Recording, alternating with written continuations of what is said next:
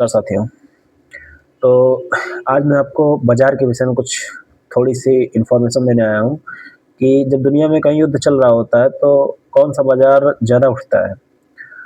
अभी जैसे युद्ध मतलब आपको सीधे सरल स्वभाव में सरल शब्दों में कहने का अर्थ है कि कौन-सा ऐसा बाज़ार है जो चाहता है कि युद्ध होते रहें, वो है डिफेंस सेक्टर।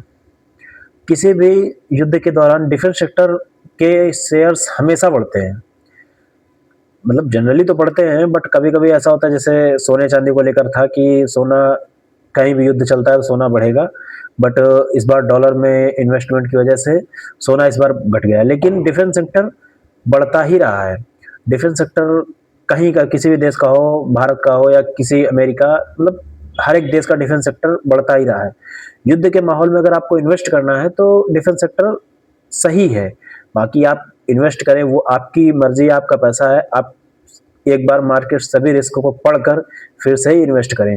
बट अगर डिफेंस सेक्टर हर जगह भारत जैसे पहले 638 करोड़ 2008 में करीब बेचता 638 करोड़ तो वो बढ़कर करीब हो गया है 23,000 कुछ करोड़ रुपए का जो भारत अब एक्सपोर्ट कर रहा है, जिसमें से ब्रह्मोस वगैरह जो बनती है उत्तर प्रदेश में ब्रह्मोस वगैरह बनती हैं, ये सारी चीज़ें शामिल है।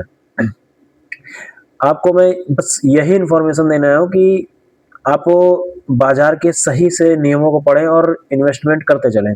क्योंकि जो आगे की दुनिया है, वो स्टॉक मार्केट, शेयर मार्केट पर ही आधारित है।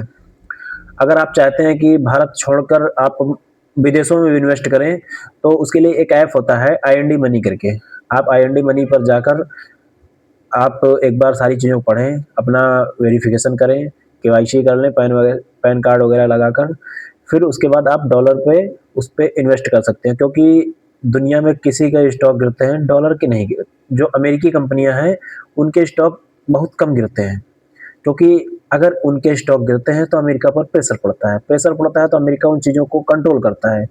दुनिया में कहीं के भी स्टॉक गिरे, अमेरिका अपने स्टॉक बचा के चलता है और स्थिरता कंट्रोल करना अमेरिका के हाथ में ही है। ये कोई माने या ना माने इनडायरेक्टली उसी के हाथ में है कि इस स्थिरता को किस तरह बनाना है और किस तरह अनिस्थिर करना है।